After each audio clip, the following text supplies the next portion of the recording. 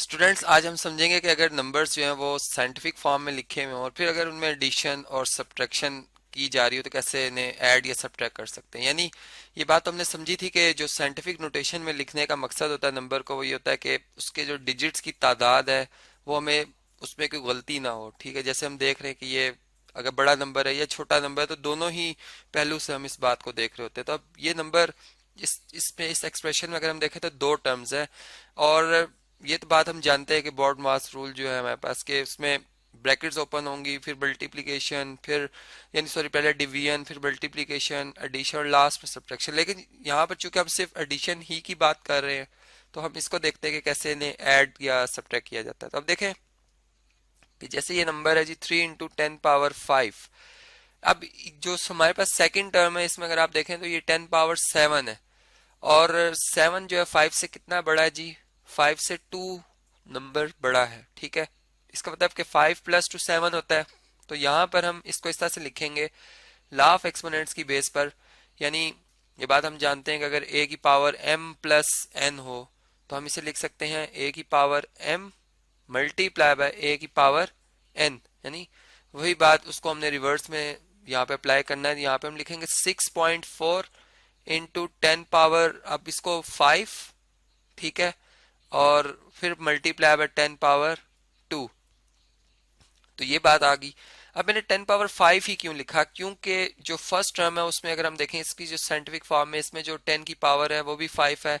तो यहाँ भी मैंने 5 ही बनाई ताकि एक चीज इन दोनों नंबर्स में एक मल्टीपल या एक जो फैक्टर इन दोनों में कॉमन आ सके। अब ये जो 10 का स्क्वायर है, जिसे हम जानते हैं कि 10 स्क्वायर जो है वो 100 के इक्वल होता है, यानी 10 को 10 से मल्टीप्लाई करें 100 आता है।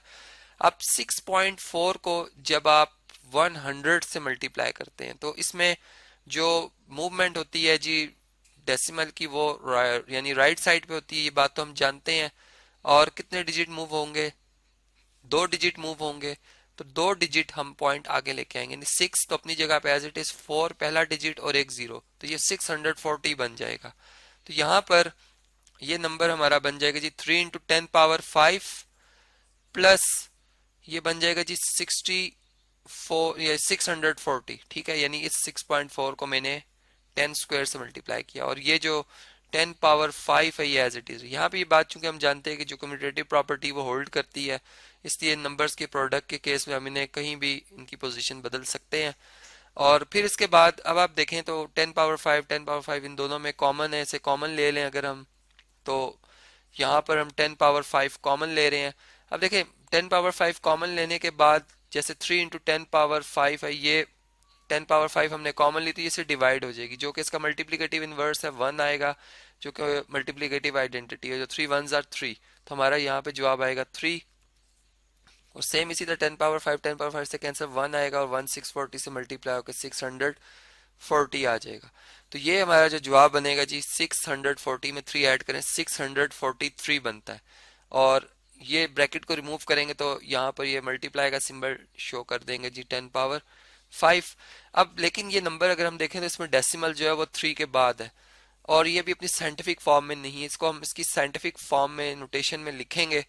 तो इसके लिए अब हम क्या करेंगे जी, हमने डिजिट को मूव करना है लेफ्ट साइड पे। ठीक है, और कितने डिजिट मूव करना है, यानी हमारा जो अगर हम लेफ्ट से चलें तो पहला जो नॉन जीरो डिजिट है वो 6 है। तो पहला नॉन जीरो डिजिट 6 के बाद हमने पॉइंट पुट करना होता है जी, यहाँ पर इस पॉइंट पुट करना है हमने।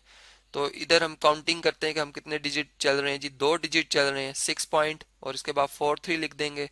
और 10 की पावर जो है पहले 5 थी, अब 2 डिजिट हमने चूंकि लेफ्ट पे मूव किया तो ये +2 हो जाएगी। यानी +2 का रीजन मैंने आपको ऑलरेडी इसका एक रीजन ये भी बताया था कि अगर हम 1 को 100 से मल्टीप्लाई करते हैं तो 1 में अगर आप देखें तो पॉइंट जो है वो 1 से राइट साइड पर है, और जब 100 से मल्टीप्लाई होता है तो ये जो डेसिमल है वो राइट ही पे मूव करता है और 2 डिजिट मूव कर जाएगा, यानी जितने इसमें 0 हैं तो 2 डिजिट।